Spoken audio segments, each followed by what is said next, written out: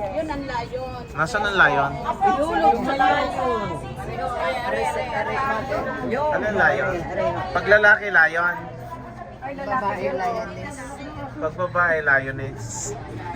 Yung babae po yung walang fur. Nasaan? Yun ang babae? Yun Yun ang babae. Yan, opo. Ang lalaki? Ayun pa. Yung lalaki po si Diego, ayan. Si Diego. Lion King. Yes po. Mas maliit po sila sa tiger. Pero bakit sila tinawag na King of the Jungle? Dahil dun sa roar nila. Okay. Loudest, ano daw po ang tawag doon? Loud as the thunder. So naririnig po siya hanggang sa malayo. Siguro mga 3 kilometro po sa wild. Yes po. Ang pinakaiba po nila sa tiger, ang lion po sa wild, naglilibas sa group.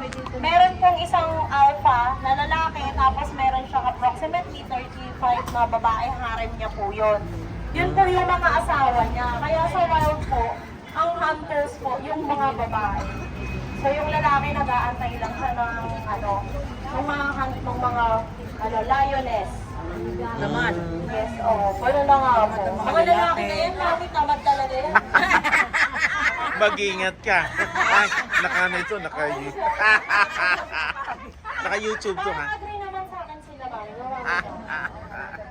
Rig. Ayan po. So ayan po, kung nakikita nyo po, dito po sa Philippine Endemic, katabi po, yan, makikita nyo po yung bagong hospital ng Maynila. Ah, ito. Yes, opo. Yan po ang bagong ospital dito sa Maynila. Sino nagpagawa niya? Si Isko na. Hindi kasi po minsan, di ba po, may mga iba't ibang paniniwala pagdating sa politika. Nire-respeto ko po yun. Kaya as much as possible, hindi po tayo nagpo-promote ng pangalan ng politika. Ah, okay. Pero alam naman po ng mga tao kung sino po yung Nung panahong yon, panahon po ni Mayor. Isko. Mayor. Okay, yun lang. Mayor is Mayor.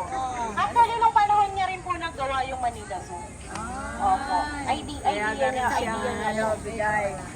Yes. Dito po tayo. Opo. Marami po talaga siyang idea doon.